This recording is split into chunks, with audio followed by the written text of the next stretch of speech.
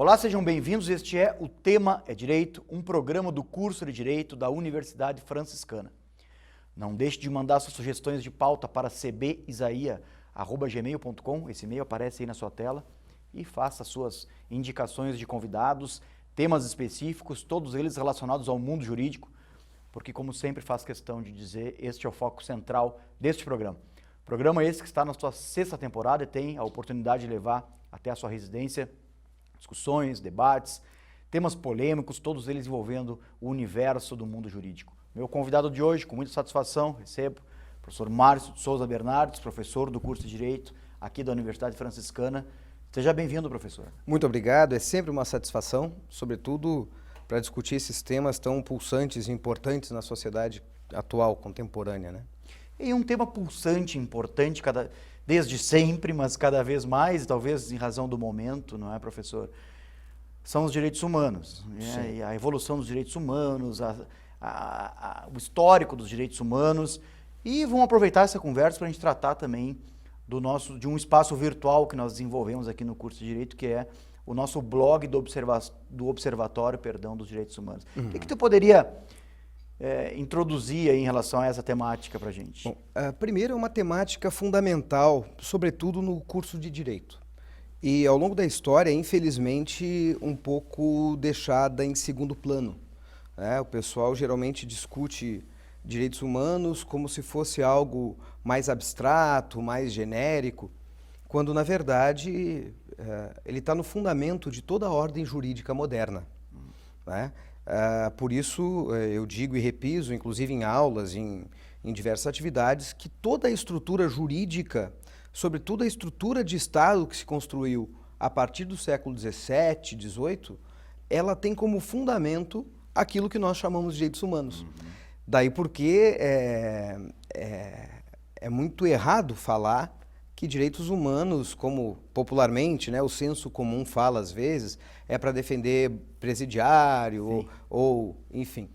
Porque toda a base está envolvida em direitos humanos. Se nós pegarmos ali o período das revoluções liberais burguesas do início do século, do final do século XVIII, perdão, que estruturam a nossa ordem jurídica, o que nós vamos ver lá são as reivindicações e pautas daqueles movimentos relacionadas ao direito de liberdade, aos direitos de igualdade, ao direito de um devido processo legal. Então, quando, professor, nós estudamos processo civil, a raiz desse processo civil, ao fim e ao cabo, está direcionada em proteger a dignidade da pessoa humana, daquele que litiga, daquele que, perante o Estado, está exigindo seus direitos. Então, está na base de todo o ordenamento jurídico. Por isso, é fundamental, né, mais do que nunca agora, porque ele é distorcido ideologicamente, né, pelos estados, governos, enfim, e mais do que nunca agora, em que parece que estamos num período, não só brasileiro, mas mundial, de um certo retrocesso nesses direitos, né? De uma certa mistificação desses direitos. E é fundamental cada vez mais ratificar isso, porque ao fim e ao cabo, com o que nós lidamos é a dignidade da pessoa humana, né? A ideia de liberdade de todas as pessoas, de igualdade de todas as pessoas, sobretudo perante o Estado, perante as instituições públicas.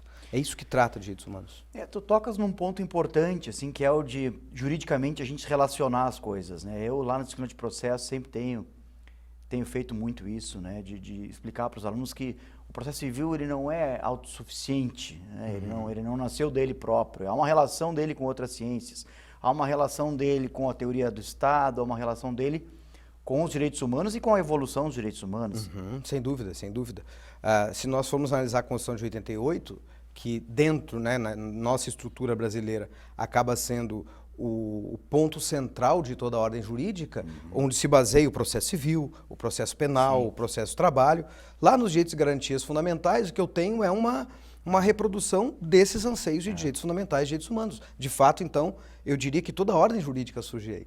Se nós analisarmos a reivindicação dos revolucionários franceses do final do século XVIII, lá na primeira declaração dos direitos do homem, consta que um Estado só vai ser reconhecido como tal se tiver uma Constituição que garanta direitos mínimos aos seus cidadãos. E uma estrutura jurídica tal, né, em que o Estado permita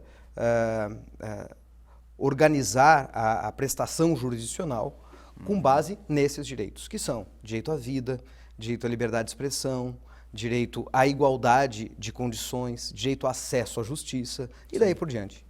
Agora, te ouvindo assim, eu queria também te perguntar o que tu acha a respeito do fato de que o direito, às vezes, nos seus subsistemas, ele demora um pouco para acompanhar a evolução dos próprios direitos fundamentais, aí, né, enquanto um rol de sedimentação dos direitos humanos. Tu concordas com isso? Vou te dar um exemplo da área do direito processual, então, já que a gente falou nela. Nós não temos um código de processo coletivo ainda.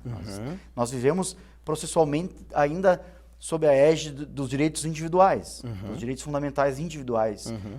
Na tua opinião, a que se deve esse tipo de fenômeno? É interessante. Como eu disse, o direito, assim, não só como os subsistemas do direito, mas o direito em si como sistema, ele também não surge dele próprio, né? Ele também está relacionado a mudanças históricas, sociais, políticas, que desde o início da modernidade nós estamos sofrendo.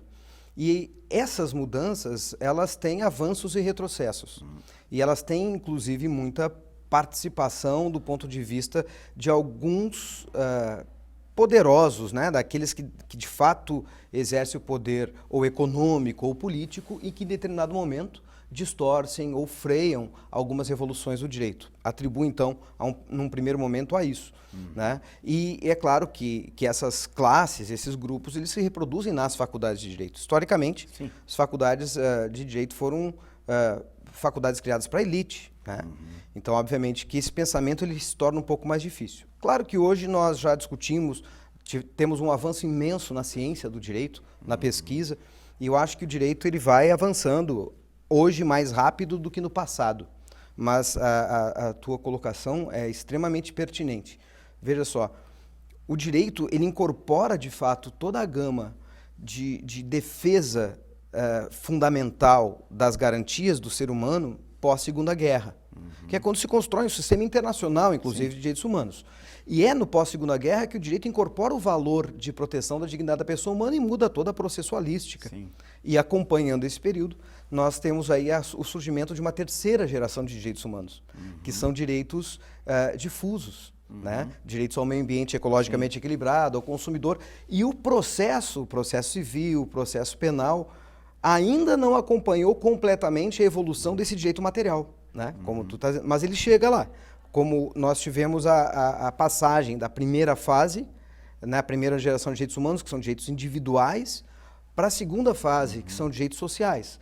Tu vê que o processo ele já evoluiu um pouco, né? Nós temos sistemáticas próprias no processo do trabalho, sim, de representatividade, enfim. Né? Ele é apenas uma lente de observação, né? Para a gente poder, talvez, diagnosticar que nem tudo no direito anda na mesma velocidade em que a sociedade caminha. Exato. Ainda que juridicamente a gente tenha reconhecido certos elementos oriundos de manifestações sociais, de manifestações individuais, nós temos determinados sistemas, subsistemas jurídicos que não acompanham a coisa nessa velocidade. E o direito processual, aí, como tu dissesse, ele é um subsistema, né, privilegiado para se verificar que o direito não anda na mesma velocidade. Exato, e sobretudo quando trabalhamos hoje o direito processual sob a ótica do direito ambiental, por exemplo, que é um direito difuso, o direito humano de terceira geração. Tu sabes que ali existem, obviamente, procedimentos específicos para tutelar o meio ambiente, processualmente falando, mas eles foram escritos absolutamente com a perspectiva liberal individualista. Com o paradigma individualista, né? Exatamente. Em que há sujeitos litigantes, e há um sujeito ativo e um sujeito passivo. Mas na questão ambiental, o direito humano fundamental ao meio ambiente ecologicamente equilibrado, o sujeito ativo e passivo é o mesmo. Porque, na verdade, nós somos todos aquele sujeito, né, do direito ao meio ambiente ecologicamente equilibrado. Então é interessante, o processo não lida muito bem com isso ainda. Mas não é só o processo, eu creio que existam outras áreas aí que também tenham dificuldades de reconhecer o existencial dos direitos sociais, os direitos de segunda e terceira geração. Sem dúvida, sem dúvida. Inclusive aquelas próprias áreas criadas a partir do surgimento desses direitos, como o próprio direito do trabalho, hoje, como discursos políticos ou econômicos, quando olham ou quando observam direitos, há um excesso de direitos. Ao fim e ao cabo, esses direitos eles não são de superação de um ao outro, né? Ou seja, os direitos de primeira geração, individuais, os sociais e os difusos, eles são todos direitos que convivem nesse momento, eles não são excludentes, né? Porque todos eles protegem a pessoa humana, a dignidade da pessoa humana. Né? Então, a liberdade do trabalhador ela é defendida também pelas normas e regras trabalhistas. Mas essa liberdade e um trabalho digno, ele não é desenvolvido num ambiente desorganizado ecologicamente, porque prejudica a saúde, a vida. Então, todos os direitos são vinculados, né? Eles são indissociáveis. Mas, de fato, cada uma dessas áreas, às vezes, não alcança a dimensão completa do direito. Eu acho que falta ainda nas escolas, muito para os estudantes, para professores, na pesquisa eu acho que a gente já está avançando mais, mas nas faculdades de direito, de um modo geral, um aprofundamento maior nessa questão de direitos humanos, né? Um aprofundamento no sentido de entender como ele está enraizado em todas as áreas do direito. Ali é o local da transformação do humano. Exatamente. É ali. Exatamente. Não é depois. Porque o direito não é algo fora das pessoas, né? Ele é para as pessoas, com as pessoas, ele é para a pessoa humana. Né? Então... Aliás, esse é o grande papel da universidade, é o papel da transformação. Isso realmente, assim, a gente que trabalha numa universidade tem o privilégio de acompanhar isso seguidamente com as pessoas, né? Numa espécie de estudo de caso, a gente vê como o nosso aluno ele entra e como ele sai depois de 5 anos aqui dentro. É incrível o poder de transformação da universidade. E, sobretudo, professor Cristiano, eu que dou aula geralmente ali pelo 4º, 5º semestre, e depois trabalho com esses alunos em direito ambiental no 10º semestre. E eu costumo falar para eles em sala de aula, inclusive, e realmente me emociona verificar o amadurecimento deles nesse processo. E quando nós estamos lá falando de direitos humanos que retoma toda a estrutura jurídica, como isso faz brilhar o olho, né? Como a gente consegue construir seres humanos. Porque uma coisa interessante também, como eu disse, o direito ainda não estuda da forma, talvez, como eu penso, deveria estudar os direitos humanos. No entanto, os direitos humanos não são só estudados pelo direito e nem devem ser. Claro. Porque a ideia de direitos humanos, ela parte de uma ética e, portanto, ela parte da sociedade, da evolução do próprio ser humano, né? Do reconhecimento do outro, da igualdade, da diversidade, da alteridade. Né? E a gente vê essa construção nos nossos alunos, isso é muito bonito. Essa é uma temática extremamente cara, importante de se trabalhar. Vamos fazer um pequeno intervalo, super rápido, 30 segundos a gente já retorna. Pode ser, professor? Ok, pode ser. Então, como disse, super rápido, 30 segundos.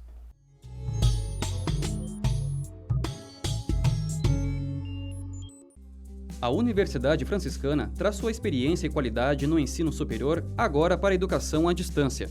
Ofertamos cursos de licenciatura em Geografia e em Pedagogia, além de cursos tecnólogos em Gestão de Recursos Humanos, Gestão Comercial, Gestão Financeira, Processos Gerenciais, Logística, Negócios Imobiliários e Marketing. Os professores são mestres e doutores, e a EAD tem nota máxima na avaliação do MEC. Os materiais educacionais são interativos e podem ser acessados em computador pessoal ou celular, em qualquer momento do dia. A escolha pela modalidade EAD reduz custos com deslocamentos e flexibiliza horários para o estudo. Os polos da UFN são as próprias escolas de educação básica da Rede Scalifra e contam com biblioteca física, salas de estudo e espaços de convivência com acolhimento do ambiente franciscano. Estude na UFN Digital e construa sua trajetória com conhecimento de verdade.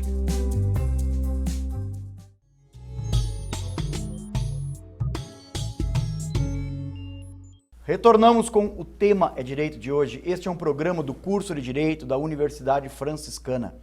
Não deixe de mandar suas sugestões de pauta para cbisaia@gmail.com, para esse e-mail que aparece na sua tela, e faça suas sugestões de convidados, temas específicos, todos eles relacionados ao mundo jurídico. Este é o foco central deste programa. Meu convidado de hoje, com muita satisfação, professor Márcio de Souza Bernardes, já apresentei no início do programa. Professora, em ano de 2019, o curso de Direito aqui do UFN teve a oportunidade de lançar, até vou pedir para os meninos colocarem aqui, a gente pode virar um pouquinho para dar uma olhada ali, ó, o Observatório de Direitos Humanos aqui do curso de Direito da UFN.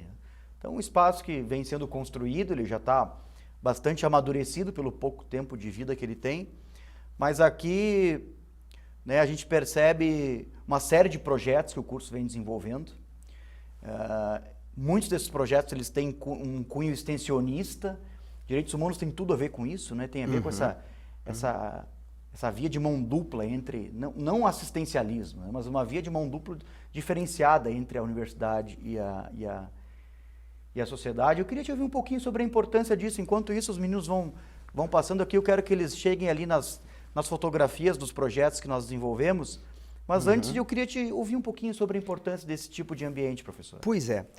Professor Cristiano, sabe que a construção dos observatórios de direitos humanos já se dá há algum tempo no país, e sobretudo depois do processo de redemocratização, em que há sendo construídos em diversas universidades e fora, na sociedade civil, os chamados observatórios. E eles servem justamente para isso, né? Para fomentar, para tirar a mistificação sobre o tema de direitos humanos. E principalmente na academia, num curso como o de Direito, ele serve como essa ponte que eu falava antes, no primeiro bloco, que deve existir entre todas as áreas do direito e os direitos humanos, porque eles estão ligados. E me parece que o observatório, ele se estrutura como se fosse um grande projeto de extensão, pesquisa e ensino ao mesmo tempo, né? Em que várias áreas do direito, com seus projetos próprios, conseguem com ele dialogar, mas não só com o observatório e as áreas do direito, mas com a sociedade. Claro. Porque o principal dos observatórios de direitos humanos é formar observadores. Observadores nas comunidades, nos movimentos sociais, né? Pessoas que podem, ao mesmo tempo, alimentar a academia e ser alimentada da ciência que nós fizemos. Por isso é um processo, uma via de mão dupla, né? Me parece que é muito rico nesse processo de construção de civilidade, né? De construção do outro. Nós temos alunos que não conhecem determinadas realidades, né? Porque foram criados numa determinada realidade específica. E quando tem a chance de conhecer, se constrói a empatia, se constrói, sabe, a visão do outro. E isso é construir direitos humanos. E está totalmente de acordo com o nosso plano político institucional, tanto da UFN quanto o projeto pedagógico do curso de Direito, né?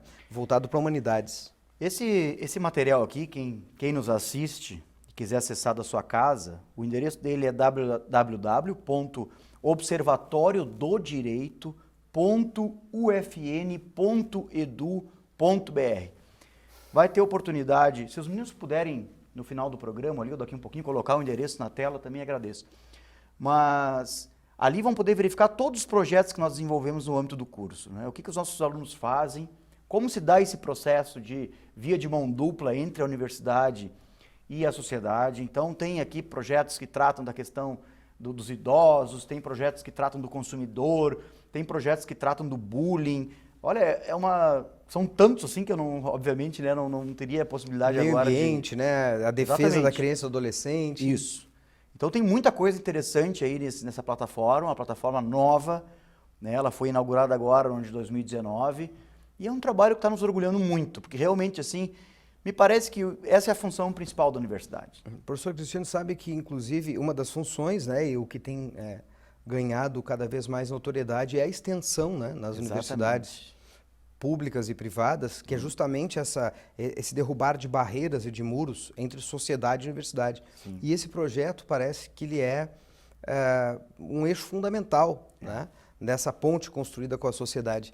E o que eu acho muito importante também falar sobre essa questão é justamente o fato de que ele permite que a pesquisa no direito se aprofunde sem ficar desconectada da realidade social.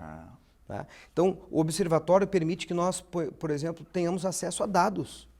O direito, historicamente, pelo menos uma determinada área da ciência do direito, sempre estudou de forma abstrata o direito, a partir da lei, dos conceitos e não das transformações sociais. E o observatório ele é muito rico porque ele consegue nos munir também de dados, de informações a partir dos inúmeros projetos professores que possibilitam uma pesquisa conectada com a realidade social. O histórico dos cursos de Direito, a nível global, eu diria, desde a sua origem, né, século XIII, Universidade de Bolonha, é a abstração. Né? Nós somos ainda, né, nós temos uma dificuldade de aliar teoria com prática. Esse é um problema histórico nos cursos de Direito. E aqui no curso de Direito da UFN a gente tem a oportunidade, então, né, há um bom tempo já, de enfrentar essa relação numa outra perspectiva. E agora, a gente está vendo aí como é que se materializa, tudo isso, porque realmente, né, é um trabalho desse, é um trabalho que tem a sua complexidade, por óbvio, né? Porque a gente tem que perceber qual é o anseio da sociedade, a gente tem que ouvir muito a sociedade. E interessante que o que dá suporte a tudo isso é uma política institucional de proteção e satisfação dos direitos humanos. Aí é que está a grande sacada desse tipo de projeto. Exato, exato. E essa questão da ciência do direito mais pé no chão, como eu diria, e nós já estamos fazendo desde as reformas, né, curriculares, quando, por exemplo, colocamos lá a cadeira de pesquisa em Direito 1 e 2, e sobretudo a pesquisa em Direito 2, que eu ministro nesse semestre, o foco no estudo de caso, né?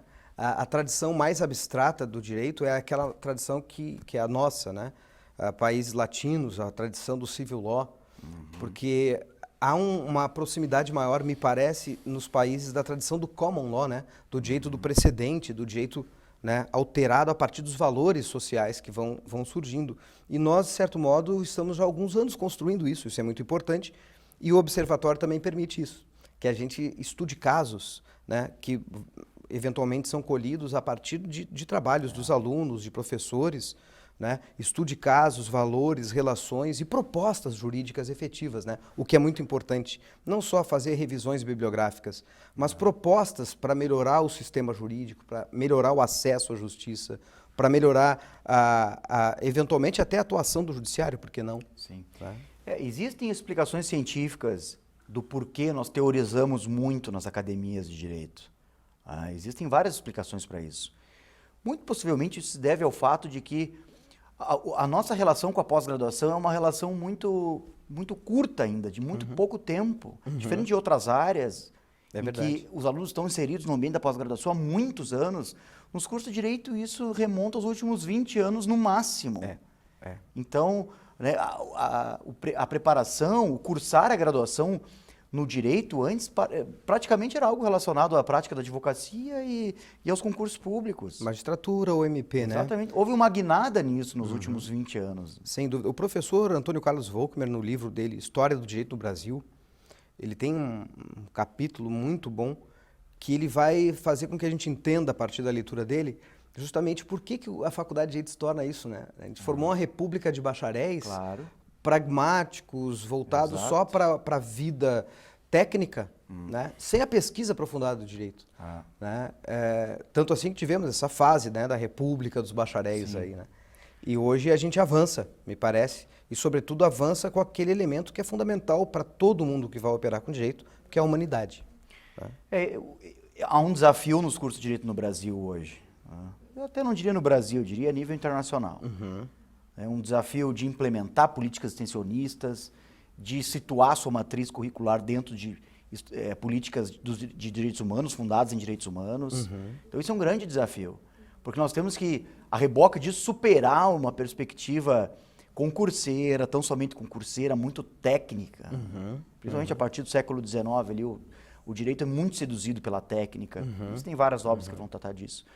E o fenômeno do humano, o fenômeno de humanização, ele acaba sendo perdido nesse histórico. E é isso que paulatinamente parece que agora, que bom, né? Em alguma medida, pelo menos, isso vem sendo resgatado. Não podemos voltar para trás agora, né, professor? Claro, aí é que tá. Esse é um processo de construção permanente, como é a democracia. Exato. Né? Inclusive de luta, de construção e de resistência quando atacado. Né? Eu acho que os direitos humanos pode se resumir nisso, né? Nessa luta pela garantia de dignidade humana em cada período histórico. E o direito ele deve acompanha isso, e, portanto, ele deve se tornar menos tecnicista, o que não significa que ele deva se tornar menos técnico, mas menos tecnicista, né? Faz com que a gente tenha que estudar as técnicas aliadas a esse elemento humano fundamental, porque também a gente não pode cair na irresponsabilidade de dizer que o direito acaba sendo algo de menor valor ou, de certo modo, algo que só se esgota num discurso, numa técnica. Não, precisamos da técnica, mas uma técnica humanizada. Exato. Né? Uma técnica humana. Professor, gostaria de agradecer profundamente sua presença aqui no programa, né? Lhe parabenizar pelo trabalho que vem desenvolvendo no curso de Direito em todos esses anos e as portas do estúdio aqui sempre abertas. Eu que agradeço, e o trabalho também é resultado de uma coordenação, né? Muito Coletiva, professor. Muito boa. Coletiva, mas obrigado, nós é que professor. agradecemos. Satisfação. E agradecemos a vocês também pela audiência. Fiquem conectados nos próximos programas da TV da Universidade Franciscana. Até a próxima.